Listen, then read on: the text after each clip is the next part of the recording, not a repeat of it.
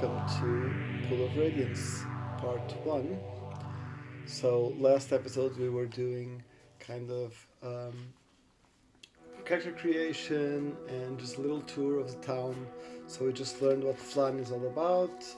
It's an old city that fell into disrepair and is become again now being rebuilt after a long history. So we started out with the history of Archaic or Old Flan, and today we're going to have a little bit more of lore. We'll continue by reading a bit more of what the Adventurer's Journal tells us about the city of Flan, stuff we should know before we start the game. This will be over the next couple of episodes as well. We will talk about this lore, but just a little bit at a time because there's a lot of it to go through. So let's start. Great Hammer and the first rebirth of Flan. Flan remained relatively uninhabited for the next 500 years. The city's position at the mouth of the Stoyanau did make it a useful meeting place for traders. Twice during this period, the pirate community grew on the ruins of Flan. The first time they were burned out by a navy sailing from Mulmaster. The second time, a group known as the Red Horde, led by a red dragon of incredible age, leveled the community. Following this attack, buccaneers never regained their power in the Moon Sea, though small bands still persist. With time, the civilizations of man moved further north. The greater beasts retreated, and many cities were founded on the shores of the Moon Sea. Yet the beasts did not retreat far. Dragons nested in the Dragonspire Mountains, ogres raided from the great grey land of Thar, and horrible undead things lingered in the swamps and in the passes through to Vasa.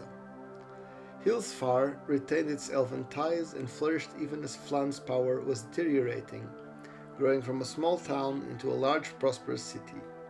The foundations of Zentil Keep and Mulmaster were laid while Flan lay in ruins. Small towns such as Melvaunt, Fentia, and Elmwood were started during this period. The inland city of Ulash, situated atop a great mount that dominates the southwestern corner of the lake, rose to the zenith of its power during this time. In 712 Dale Reckoning, the year of the Moon's Tears, Milsor, the Valjevo founder of the Valjevo dynasty, journeyed to Flan to re-establish the city as a trading outpost. He was aided in his task by the wizard Ryman and the priestess Alonius of Tyr. Milsor, Ryman, and Alonius gathered together interested adventurers and cleansed the city of the evil orcs and goblins that had made it their lair. They cleared the banks of the Stoyanau and drove the Archlich Zanakar from the Sorcerer's Island in the center of Lake Kuto. In return for his efforts, Ryman was given the Sorcerer's Island as his home. Alonius in turn was given a wide area in the recovered regions of Flan as a temple to Tyr, the god of justice. By 750 Dale Reckoning, the temple complex had been finished. In its day, it was said to be the largest temple of good in the entire north. The city as well had recovered, and large numbers of immigrants arrived. Some were natives of other Moonsea cities, seeking to make or expand their fortunes in new lands. But others arrived as well, including men of the Dale lands and Sembians, as well as farmers and lumbermen intent on making the region their home. The newcomers built on the ruins of the old city, often not checking what had laid beneath their foundations. Some curious souls reported great, twisting passages leading far beneath the earth. Exploring such areas was first discouraged. It was later outlawed after a party of adventurers freed an extremely large beholder. The newcomers, led by Valjevo and his heirs, closed off the passages, choosing to ignore the past and seeking only the future for their city. The Dalesmen spread up the Stoyanau River. They diverted the river's flow and turned the rocky terrain into a rich landscape of fields and orchards. The reach of the farmlands extended from Lake Kuto to the city of Flan at the mouth of the river. Some say the land was so rich because of the proximity of the enchanted quivering forest. Others ascribe the bounty to the wizardries of Ryman. Still others credit a series of dikes and levees that the farmers, aided by magical spells, used to harness the river itself. Whatever the cause, the healthy harvests of Stoyanau River Valley provided Flan with a solid trading base. For the next 200 years, Flann was the center of trade around the Moonsea. Its grains, fruits, and tubers filled vaults from MORSCHT to Zenthal Keep. It appeared that civilization, after a false start, had finally made a major foothold in the lands north of the Moonsea. Such was not to be the case, for the forces of good and evil ebb and flow like the shores of the Moonsea itself. In the 195th year of Flann, 907 Dale reckoning, the Golden Age ended in rust. A plant rust, which affected most of the farmlands around Flann, destroyed harvests for the next 3 years.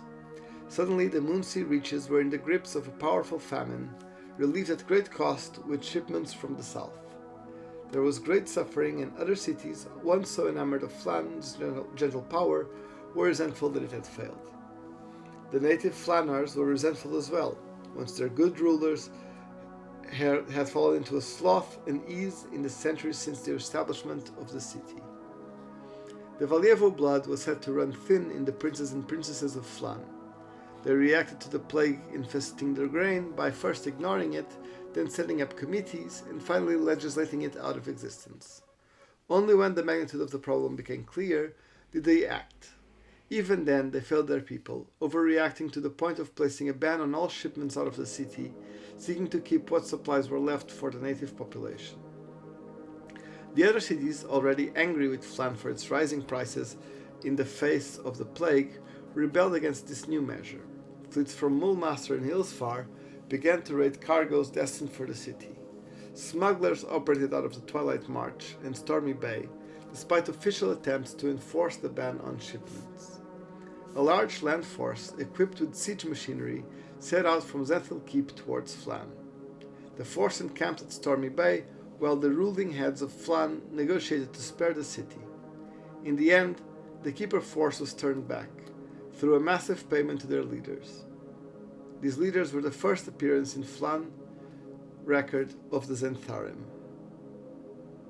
which would increase in power over the next 300 years. During this activity, Raimon, now old in the way that only wizards can be old, disappeared from this rocky abode.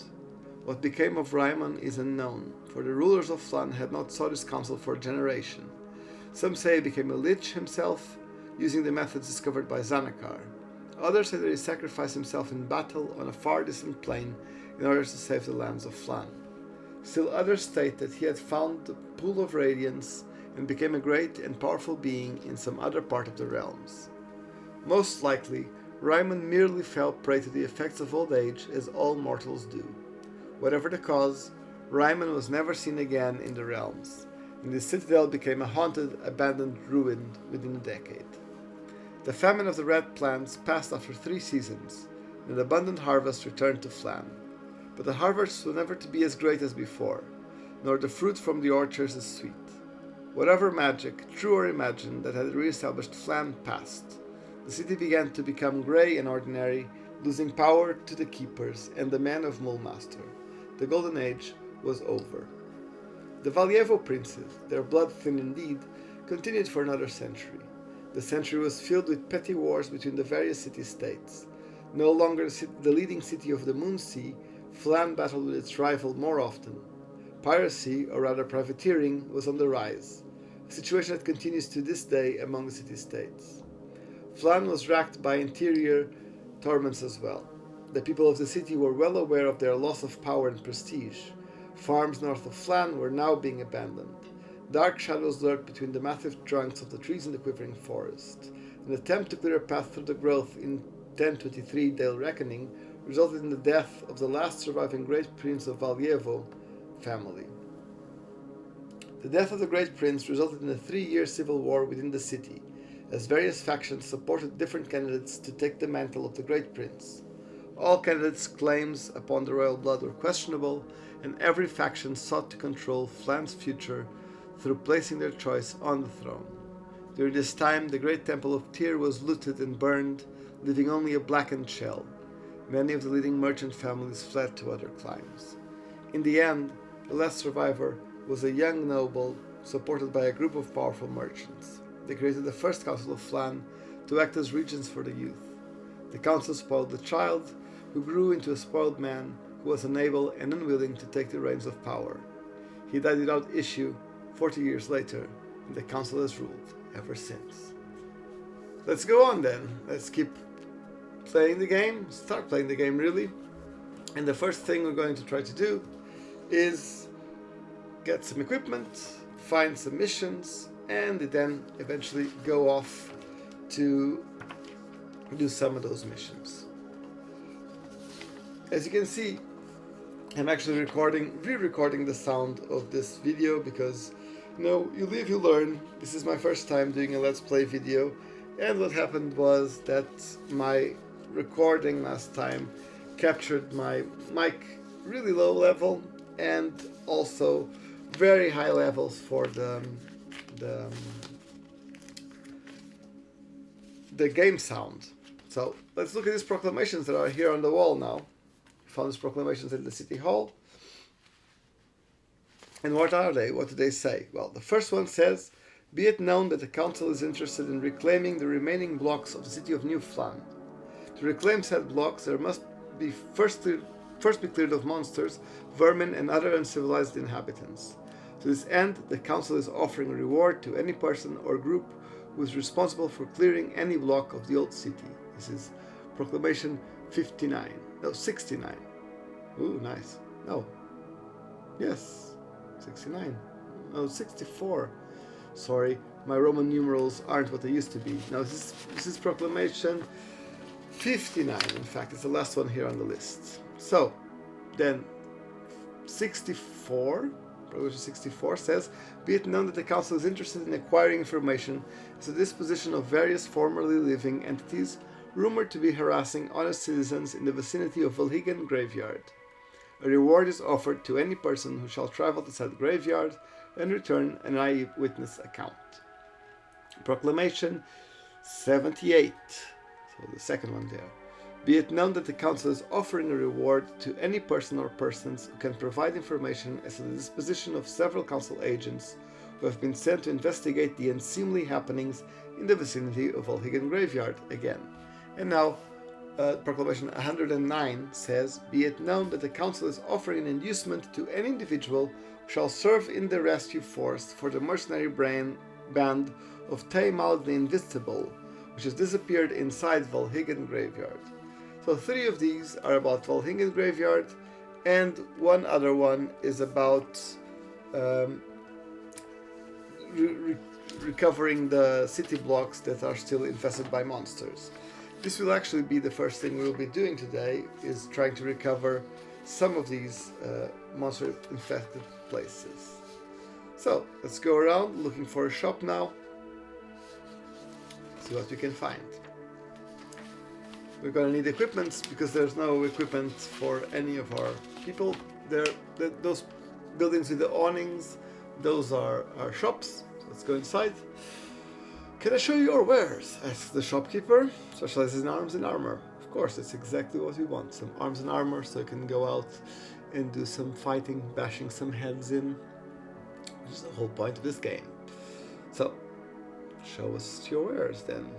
We, again, to remind ourselves, we have fighters, thieves, 2 clerics, and 2 magic users, but they're all fighter. They're all multi-classing with fighter.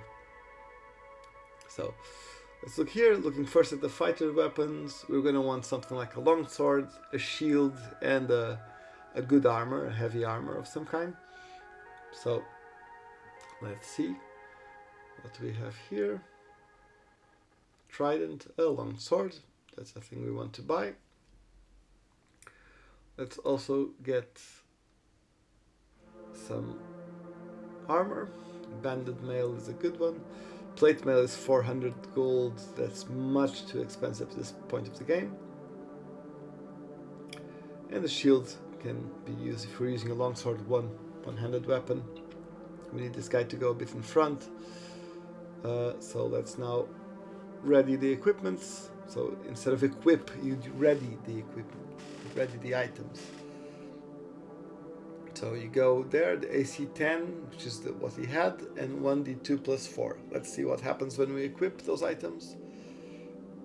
Now, longsword, banded mail, and shield. and you now have an AC of 3 and 1d8 plus 4 damage. So a lot of damage there, and we went down 7 points in armor. Here, because of the THACO system, the lower the armor, the better it is. You should end up having negative armor and so forth. That's the best thing you can do. So, now for this Lupin, who's a thief, so we're going to want to use a kind of a lighter weapon, so some kind of dagger and the light armor, so like leather armor, for example, will be good enough for the thief, because you get some disadvantages, or I don't think you can actually backstab if you have heavier armor, so you should have some kind of light armor. And light weapon, a dagger is a good, can't backstab with a long sword, for example, I don't think. So that's what we're going to want now. There you go. There's the dagger. Buy it. And let's equip this stuff. I should actually get eventually, I don't get it now, but I will eventually get some ranged stuff for Lupin, because it's not very good in terms of armor. It has AC of 4, hit points, and 1d4 plus 1 damage. It's particularly good at attacking people from the back, but you can use some ranged attacks as well. Thomas, he's a cleric, so you're going to want a flail of some kind. Look at all these weapons here. Bardish, Bec de Corban, Bilgisarm, Fauchard Fork, Fauchards, Military Fork, Glaive, Glaive Gizarm, Gizarm, Gizarm Volge, Halberd, Lucerne Hammer. Have you ever heard of these? Most of these weapons are weapons that are very, very specific. We're going to want a flail or something of the kind for this cleric. Cleric shouldn't use edged weapons, although he can because he's a fighter, but still let's keep some flavor going. So we're going to be using the flail. But all these kind of weird weapons that are here, they're all Gary Gygax's obsession with these kinds of long pole weapons. So they're basically all weapons which are something stuck on the end of a pole that you can use at a distance. And Dungeons & Dragons, particularly from the first edition, had a lot of these kinds of pole weapons because Gygax loved them so much. He made the rules, included all these weapons in his rules. So you have like spitums and volges and tridents and all kinds of long pole weapons. So he liked these so much that there's an article that he wrote about pole weapons that appears in like 3 different publications. It appears on the Strategic Review, which was his original publication before Dragon Magazine came around. Then it shows up in Dragon Magazine, actually, and eventually it's also republished in one of the collected volumes of the Best of Dragon Magazine. So that was, we could equip Thomas. Now let's equip another cleric fighter, in this case Shadowheart. Let's give her a flail, give her some banded mail and a shield, so they can use heavy armor and shields as well, so she'll have a pretty good AC, I'm sure. Let's see, AC of 3, which is the same as the fighter, and 1d6 plus 2 damage, so not bad for first level. Thomas is the lowest AC up until now, so I should go at the front. So now for the magicians, for the magic users, I think a dagger probably will be something we'll want to use, and we'll give them good, well, as good as we can in terms of armor, because they sometimes will be very fragile because they have low hit points generally, magic users. So we will get some magic users with heavy armor. I'm sorry, might sound like a bit of a cheat, but it's not, because they are fighter magic users, so they are allowed to wear them. So there you go, daggers, and also get some ranged things, because they usually stay in range because they can cast long range spells. They can also use bows, short bows or long bows, but in this case let's get a short bow because it's cheaper. Long bow is very expensive here. And some arrows to take with them. So here we go, like 30 arrows. As we will see later on in this episode, 30 arrows is not a lot, because arrows seem to be spent at a weird rate for some reason. So we also got a banded mail here. Let's leave and equip this onto MORSCHT. I think this is the character's name. Yeah. So actually the goddess of magic, named after the goddess of magic. There you go. So why did I buy a glaive? I don't know why. So I'm gonna have to sell it back for 3 gold. Not much money, but we'll at least get some money back. And equip a dagger. No, equip a short bow and some arrows. Unlike modern games, you can't equip both melee and a ranged weapon. You have to equip either one or the other, but you can change between them in the middle of combat. Just unequip one and equip the other. And now it's the same thing for Saloon. Again, 2 AC for MORSCHT, which is very good for a wizard, for a magic user. And here the same, buy daggers, buy some banded mail, which that didn't stick. I didn't notice because the game was going by very fast here, the messages. It didn't stick, but I bought a short bow, 30 arrows, and no armor. So I'm going to have to go change that back there. The armors was too expensive, the banded mail. I'll have to come back here in the future to get a better armor, but for now, let's see what we can buy. Banded mail, not enough money. Splint mail, not enough money. We'll see. Not enough money. Chain mail, not enough. Scale, yeah, managed to buy some scale mail. Not that bad, but Saloon will still have the worst armor of all the people here, and we'll have to fix that. Just keep her in range, mainly. That's the trick. If you have low armor, in this case high armor, which means high chance of getting hit by a THAC0. THAC0 is a system from 1st edition, which just means THAC0 are the initials of 2 hit armor class 0. So it's THAC0, not THAC0. So let's take the coins that we pulled together here. So before we leave the shop, don't leave any money behind. And then exit. Now we should look also for some inn where we can memorize our spells. So that's the first thing we need to do before leaving. So Saloon can pay for this, and we will press M for magic and then memorize some spells. Start well. Saloon, she'll memorize sleep. Sleep is by far the best first level spell for magic users in this game. MORSCHT will do the same. Yeah. Because sleep spell just hits everyone that it comes into contact with, so everyone in the grid around the place where you hit the spell, and puts them all to sleep, and then you can just slaughter them while they're sleeping. So clerics, let's memorize Cure Light Wounds and 1 Detect Magic. So 2 Cure Light Wounds, 1 Detect Magic. Cure Light Wounds is the only healing spell in this game, so it's essential bit of magic that you need, because you're going to need a lot. For particularly the first levels, memorize 3 here for Thomas. Thomas has 3, Shadowheart has 2 plus. So there you go, rest time is immediately automatically calculated for the time you need to memorize those spells. So you go rest and you go memorize. Everything's memorized, and now you can leave. So that's the rest done. So now we're going to try to look for the city hall again, to try to get some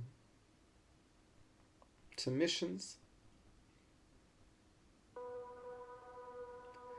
Enter the city hall. As you face down the hallway, you see a guarded door. You're outside the clerk's office. Guards posted around the door in the south wall watch you closely, suspiciously. Don't know me from anywhere. To your entry, the council clerk begins looking through a stack of papers. Before I can offer any commissions, I must see if you are due a current reward. Okay. I'm not, because I haven't done anything. The clerk shuffles through her papers. On the matter of commissions, she says, I can offer you the following. The slums immediately to our west need to be cleared of monsters. So-called keep on Thorn Island must be cleared. The council is offering a reward for books, maps, tomes, etc., which provide useful information about Flan before the fall. The reward is tied to the value of the information. Okay? These are all the commissions currently available. Okay, let's leave. Outside City Hall. Clerk was outside to award commissions. Well, we haven't done anything, so I can't award shit. Let's move on. And so where we're going to move is we're going to go out into the unsettled areas, the slums that we need to clear. So let's do that. Enter the monster-crawling slums of Flan. Small, ugly things scurry from beneath your feet. In the distance, an alarm sounds. It's a bit ominous, so let's go on. And into this door. I have a little map in front of me that you can't see, but it comes in the manuals and so forth. We're being approached by some angry kobolds. Oops, there you go. So, first fight of the game. Let's start this. First of all, I have to figure out where the kobolds are. So you use this cursor keys with the aim to just look for where your enemies are. Are they down there? Are they up there? Oh, they're up here. So they'll have to be down there somewhere. There they are. Little kobolds. Tiny little lizard guys who like dragons a lot. And we'll move our thief first, going down the thing. The Adventurer's Journal also has some information on the monsters. What does it say about kobolds here? It says not much, but it says that the kobolds are... Let's see if I can find it. Oh, the kobolds. 1, so it's level 1 monster. These are small, cowardly humanoids who delight in killing and torture. Well, it's the first edition kobolds. They're better people, better lizard people now. Dragon kind type people now. They basically work for evil masters often, but they're not evil. So Saloon, what does Saloon do? She will move down here and I'll just delay. So I was here, I'm still learning how to play the game because I haven't played it in 30 something years. So that says a lot. So Shadowheart will move down and get hit by a kobold. Mistra will delay. Our little fighter will move down. As you can see, there's no sounds here because I had to re-record this. The sound of the game was very, very loud. It's just bleeps and blops, so you're not missing that much. And don't worry, in the next videos, you already have both the sounds and there you go. That's a kobold who died. He died by accident. Well, his accident. He moved and got an attack of opportunity and got killed. But you'll have the sounds in the next few episodes. It doesn't really matter. Only that the sound was so loud that my voice became really low, the last recording I had, which also meant that the music we are listening to in the background could basically not be heard because it has to be under my voice, and that's unfair, not just for me, that you can hear my voice, or for you as a person who's listening to this who will have to hear very shrill computer sounds, but also for the artist who made the music that we are playing in the background. If you can't hear his music, it's a bit of a shame, because I'm trying to also promote some independent artists. You can find their music down there in the description. This time we're listening to an artist called Forgotten Ghost, and the music we're listening to is from an album called Winter Solace. You can find the description and the Bandcamp down there in the descriptions. So, Saloon, basically, as you can see, kobolds are pretty easy to kill. Saloon will now just quit here, and Thomas will come down and try to kill one of the kobolds. Let's see if he does. He does. So that's a very easy to kill kobolds, but as we will see later, they can be tricky sometimes. If they manage to get off a good hit, we have very low hit points, so there's nothing you can do. So Mr. is very close to the kobolds, so just to change from the short bow to a dagger. Yep, okay, equip the dagger and now attack.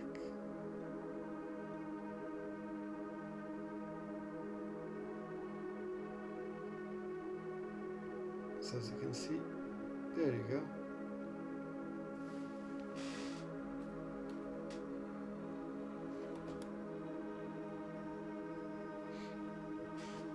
Let's see if we can put some of the computer sound here.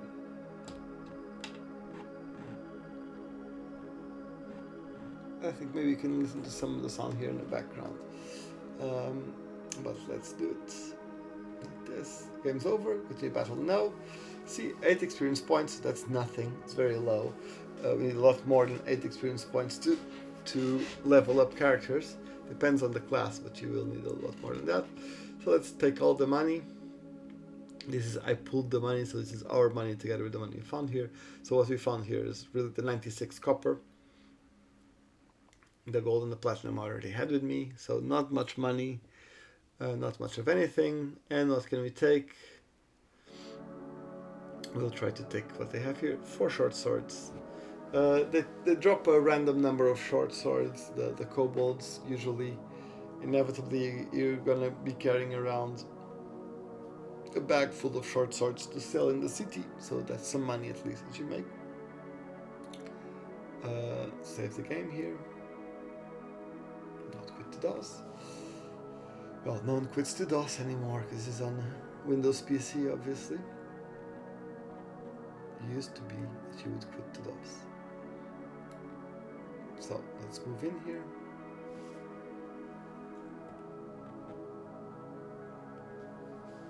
And surprised by orcs. Orcs are slightly harder to kill than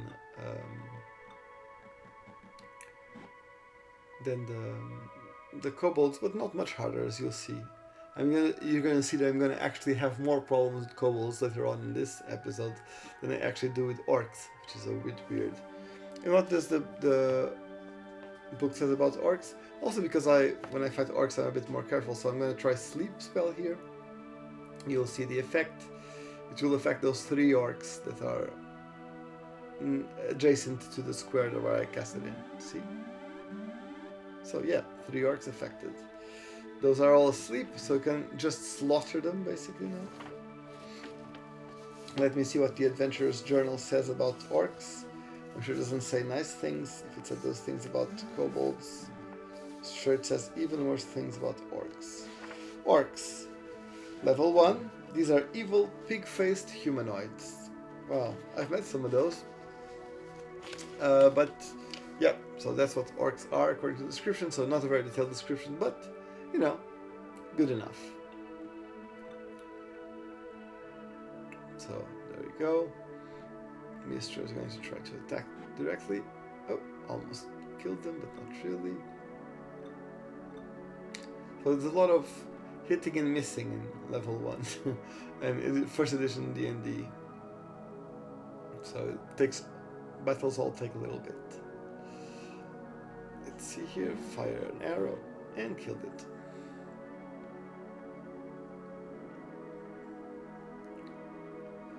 So move there, position yourselves better to be able to attack next turn.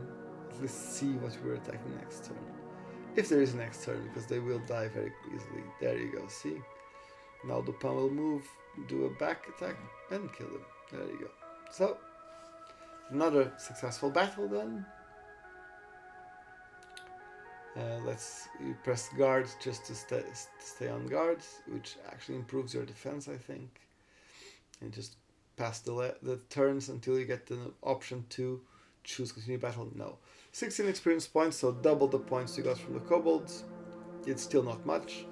Let's take 144 silver, so that's not a lot. And exit. There was no equipment there for us at all.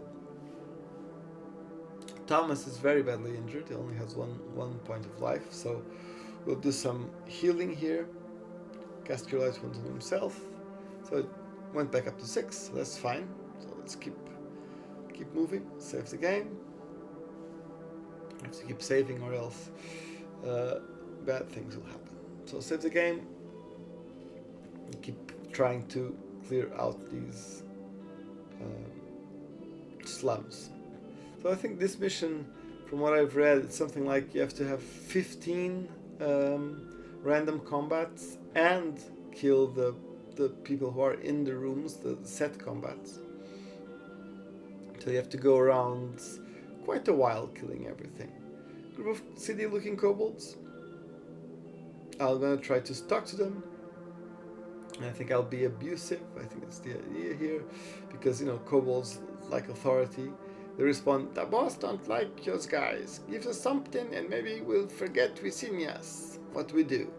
Pay, surrender, run or fight." I'm not gonna pay kobolds, so I'm probably going to fight them. So I'll press F to fight the guys, and the battle begins. There we go. So let's move.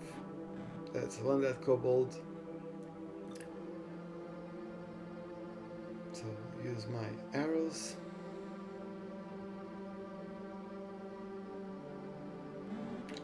Another dead kobold.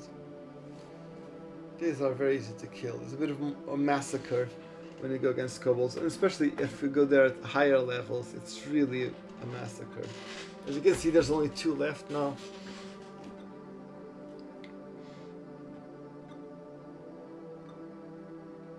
One surrendered, and this one dies. There you go. Those are the kobolds. If you can hear the sound of the game in the background, just have the notion that was what this sounded like before. My voice is so low in the mix that you can't even hear it if you hear the computer game sound. That was a big problem. So take 96 coins, copper coins. So copper is very low.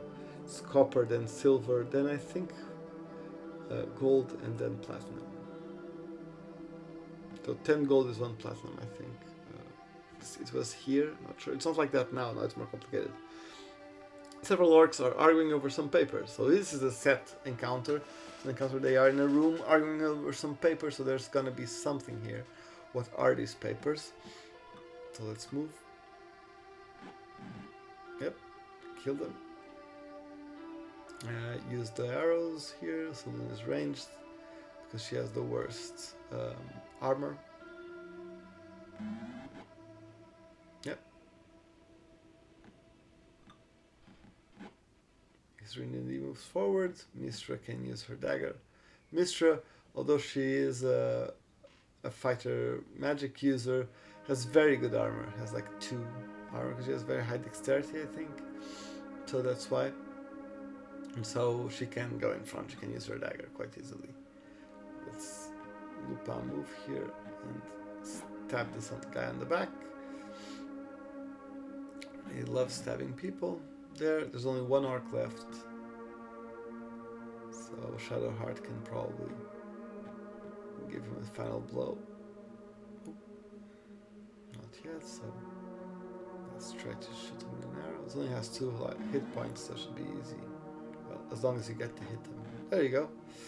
So, continue battle, no. Well, I pressed yes by accident, so just go around. Just guard. Continue battle, no. There you go, 77 experience points. See, set encounters have much more, give you much more experience points than do the random encounters on the street. So how much my silver do I take? 96 silver, not bad. And a clerical scroll with 2 spells. This is what I will have to eventually identify when I go back to town, that those are the papers they were looking at, and that might be very useful. It's 2 extra spells with you that you can cast is always very good. So let's use some Cure Light Wounds on the history of D&D, and that cured for 2 points. So Cure Light Wounds for 1 point. Cure Light Wounds I think was 1d4, something like that here at the time. So 2 points is nothing. So I'll use more Cure Light Wounds again. Now it went up to 5. So it's better.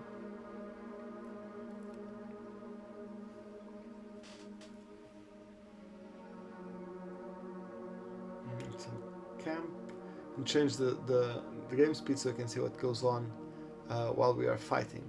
So I'm going to change it to 4, and then we'll find out that 4 is a bit too slow, and maybe it should change it to 3, and then we'll change it to 3, and 3 will be fine, I think. If you still think it's too slow, say so in the comments, and I'll change it back to 2 maybe. I don't think it is. I think it's fast enough. So leave the room and again find more kobolds, and you'll have to fight them. But because I surprised them, I get the first hit. That's pretty good.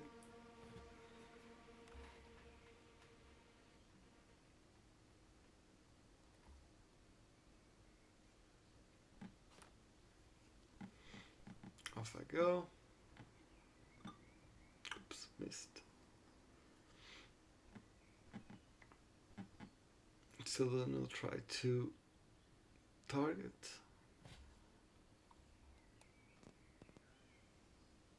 And there she goes.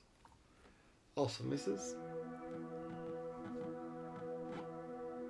And 1 dead, but see, it's a bit too slow. It takes a while to see the death. It becomes a bit drawn out. So that didn't have enough movement to attack. So when you press by accident in the direction of an ally, it will ask if you want to attack ally or not. You might want to in positions where the ally is like confused or possessed or something. You might need to attack an ally, so it's good that they give you the option. So another dead kobold, but the animation is taking a bit too long, so we will have to revise it. 1 surrenders. Another dead one. It's a bit of a massacre. Poor kobolds. And to take us to International Court of Justice, because we're being a bit horrible to them, but they will get their back. You know, it's only fair. It's interesting that they look a bit like little mice with the sprite there, but it's supposed to be like a dragon-y face. He surrenders, so another battle successfully finished. And 8 points of experience, nothing. Let's take some money, 96 copper, so it's nothing. It's much more profitable to kill orcs, and they're not that much harder. And 2 short swords. So let's exit, continue into the... No, so let me change into the slums. Let me change the speed to 3. I think that'll be good now. And let's keep moving. Back where we were. Went there to find those orcs that were in that room. Again, kobold. So you move a step, you find an enemy. It's just the way it is. It's something that will translate from these games to games like Final Fantasy and stuff like that. It's the constant random encounters. I think it might get better if I turn the search off, but even so, there's a lot of them. But you need to have a lot of them here anyway for the clearing of the slums.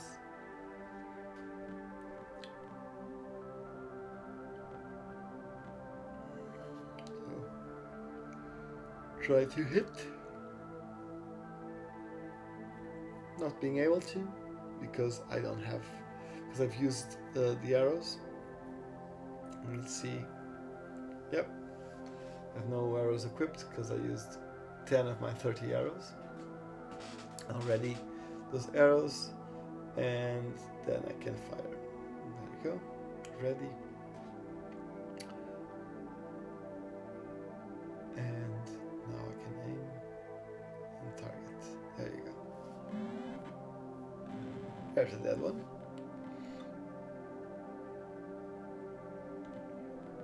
Now let's go.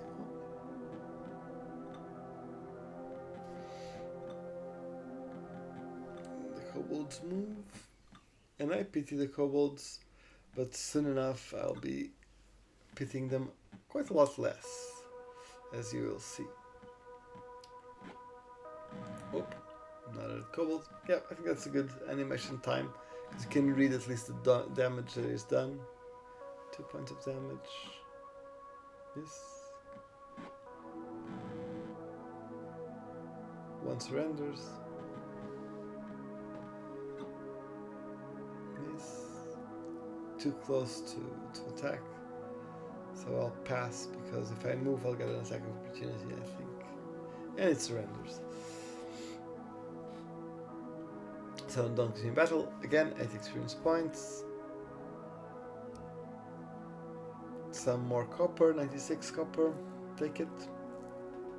And these ones drop no short swords, unfortunately. Oh, some more angry orcs. I'll wait, see if they come closer. No, I'll advance. You keep advancing. Just walk like you're being approached by some angry orcs. Let's talk to them. No. Well, they didn't want to talk. So, there you go. Another fight.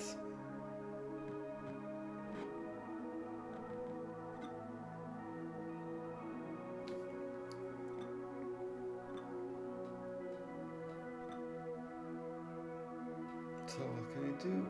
Attack. Shoot them with an arrow. That one has only 1 hit point. Oh well. Missed. There he goes. He's dead. Actually, that orc had a way to pass through from the bottom and then diagonal there, but decided he didn't want to come and attack. It's not stuck back there, although it seemed like it. See? Easily killing the orcs as well. Okay, much more worth fighting than the kobolds, really. Just in terms of experience points and money that they drop.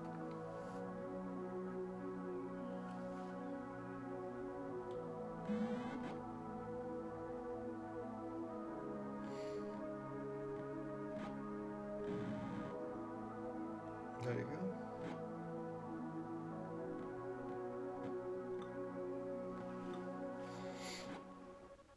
go. Ooh, well, it surrendered. Shadowheart has 4 hit points, it's not too bad. Let's see.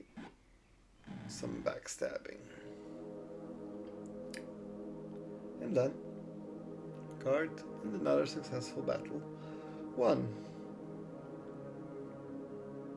Battle? No. Let's move on. 16 experience points. Let's take what they have. First, take 144 silver. So not a fortune, but considerably better than like the 96 copper that kobolds keep dropping. Yeah, so I'm looking at the experience here. 150 experience points. I think I need at least 1,000 to level up, but we will see about that. So it's still gonna take a while to level up. First edition D&D takes a long time to move in level. Oh, again, more kobolds, yay! Let's kill them. I'm talking to them, and all I think I'll try to be haughty, and I've angered them, and they attack. Well, that's unfortunate.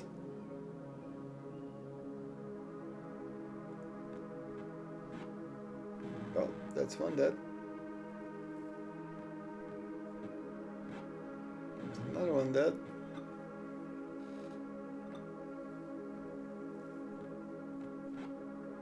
And another one dead. See, there you go. Now I don't pity them so much. They killed Thomas, the bastards. Basically didn't kill them, they made him unconscious, so I'll be able to bring him back by casting a Cure Light Wounds on him. But it's always a bad sign when your characters start dying, because then you have less people to attack, then everything starts snowballing in a bad way. So, but there's only 2 kobolds left, so, oh, there you go. See, another guy dead, but they're surrendering now. And if that little guy keeps fighting, maybe he can kill us all.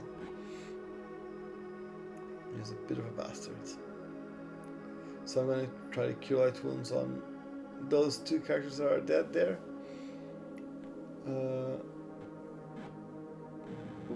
Kill them. I can still cast a spell. Let's target up. It will be Lupin as I hit.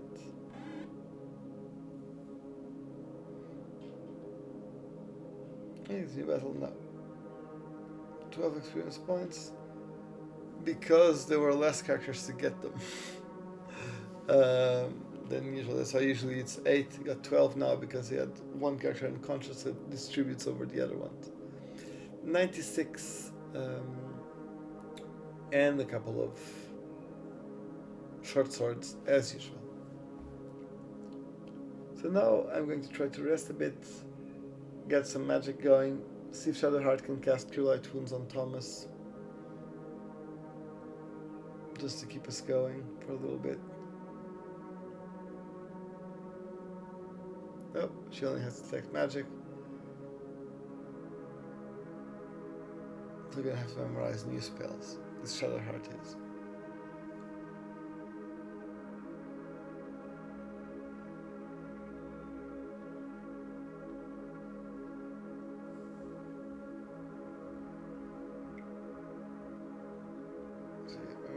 Cleric spells 2, it's going to be 2 Cure Light Wounds.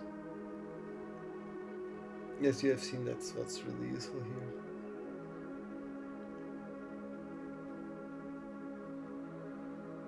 Let's give Saloon her sleep back as well.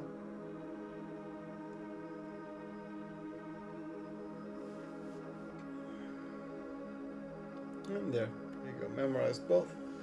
And let's cure Thomas.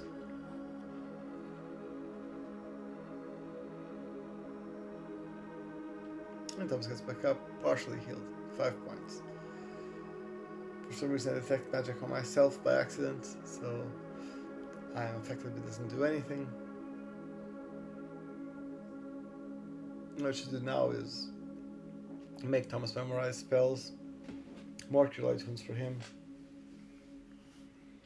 and give Shadowheart her Cure Light Wounds back as well.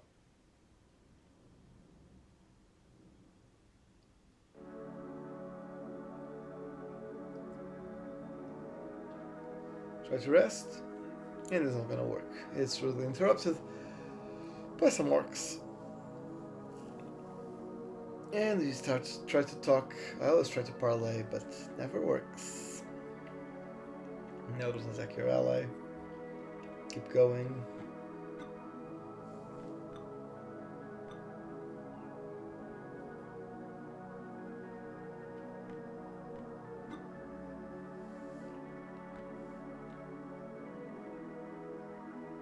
But now I'm going to use cast a sleep spell because I don't want to risk my characters that still need a bit of healing. So if you hit it there, you're going to put them all to sleep except for one. This makes it very easy to kill them. So like, let's attack the one that's still awake.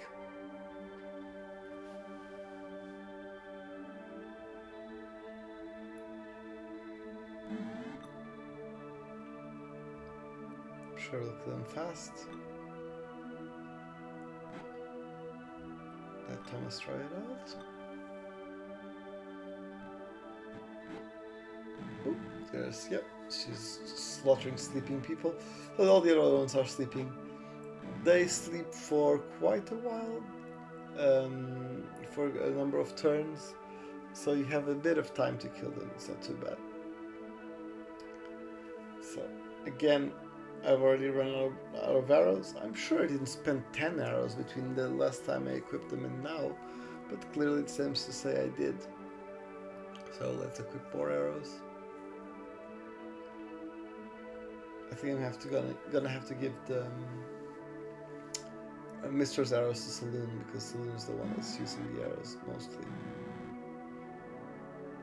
So let's just slaughtering them. One cruel blow. Cruel blows, and you kill helpless creatures. It's very good of us, is it? Let's the only way to kind of finish the battle, or else I just wake up and try to kill us. So, 16 experience points, 144 silver, the usual. And I'm going to stupidly attempt to rest again in what seems to be an open corridor. So that's my big problem. Let's try Cure Light Wounds again. Memorize, yes. Same thing for Shadow Heart. Couple of Cure Light Wounds. And now replace Mistra's sleep spell. Yep. Memorize. Done. No one else needs it. Rest 4 hours and a half. Really interrupted by some fucking kobolds. So let's try to parlay and let's try to be sly with them. You have angered kobolds, they attack. Well, as usual. Let's massacre these little guys.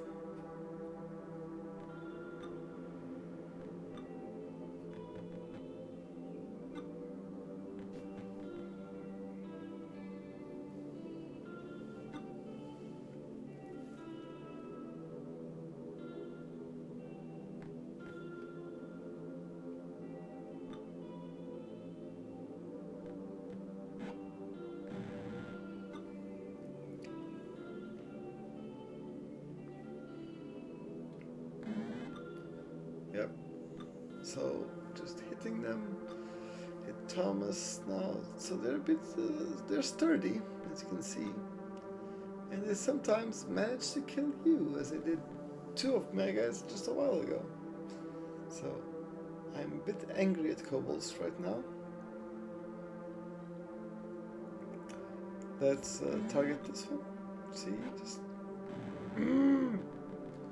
there you go. Attacked by the history of D&D. They killed the channel's name. Oh, not great. So, but now we killed 1 kobold. Let's see if we can do something better here. So just hit and miss, hit and miss. Well, attack, miss, attack, miss. Let's go here. Try to target them.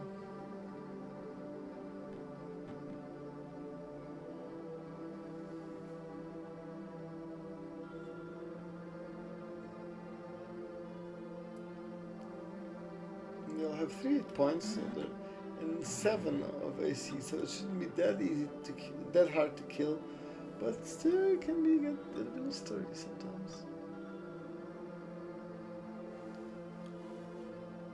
Again, target them with arrows. Nope, missing.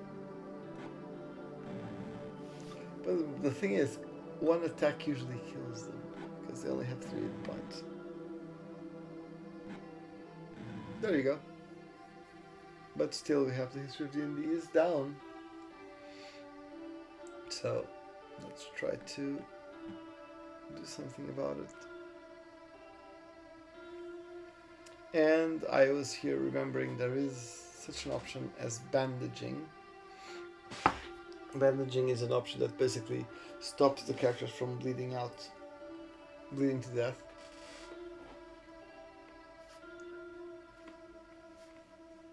So it keeps them unconscious, it doesn't bring them back to life, but it helps slightly. So I was getting on top of them to bandage. I don't think that's how it works. You need to be adjacent to them to bandage. So 9 points, 9 experience points. History is down, 96 copper. And the inevitable short sword. Let's take it. And move.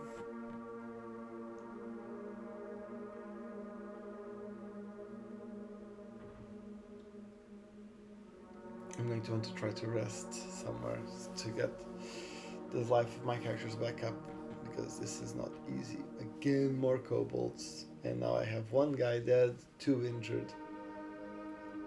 This isn't good. But let's do it anyway. Only 4 of them, so that's kind of easier than usual. Let's go there and attack them.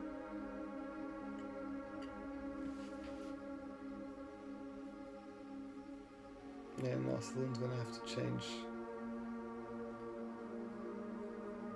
She can't attack with her bow and arrow at this distance.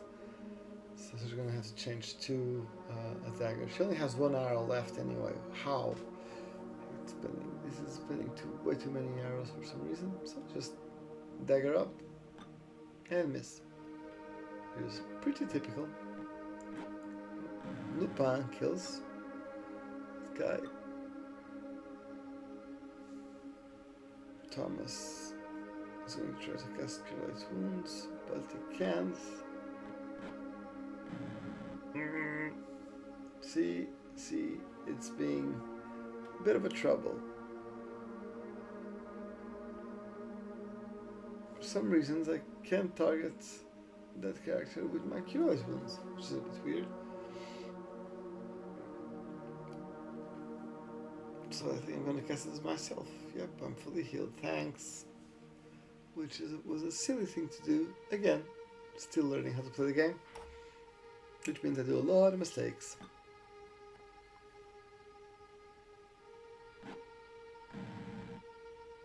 Getting some more kobolds.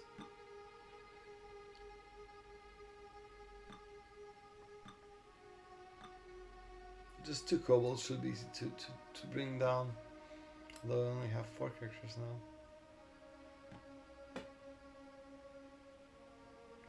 Attack. There you go. Another dead kobold.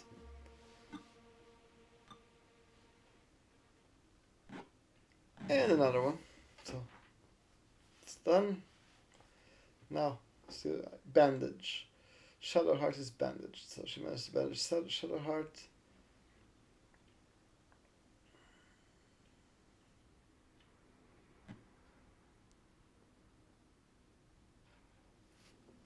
I'm here trying to understand how bandaging works. And now it's done. Shadowheart is bandaged, and the History of D&D was also bandaged in the previous fight, so they're both fine. I don't know why I'm here walking around with these characters trying to get them to do something. I don't know what it is. Just trying to understand why you couldn't bandage them when you're on top of characters. You can only bandage when you're adjacent to them. So when she was there, when Saloon was on top of the History of D&D, she was actually bandaging Shadowheart and not the History of D&D. The History of D&D couldn't be bandaged. So let's continue the battle. Let's leave the battle, I mean. Get some 8 experience points. Take a little bit of money, 64 copper, only 4 kobolds, and the inevitable short sword. Yep, take it. And exit.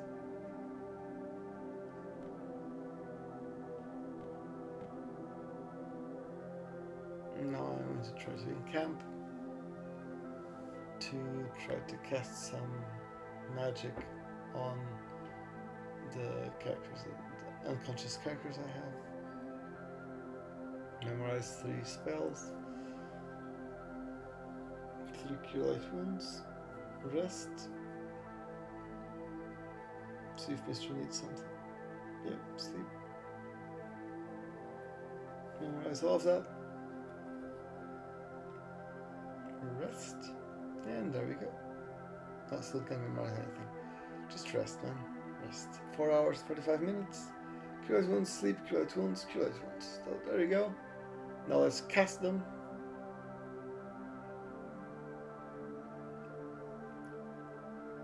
On our characters. So they can come back up.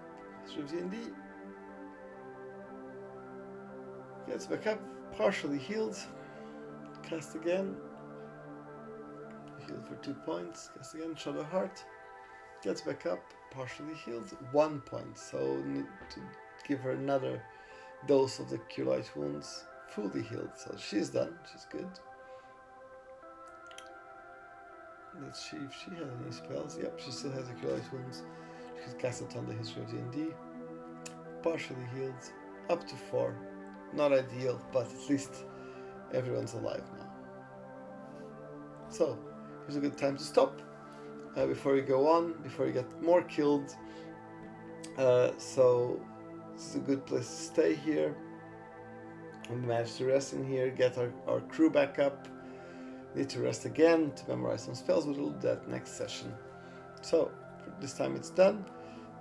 Read the description, subscribe, like the video if you like it. If you don't like it, don't like it. Send it to your friends if you do. And yeah, be here next time with more Pool of Radiance and more old school fun RPG stuff. See you then.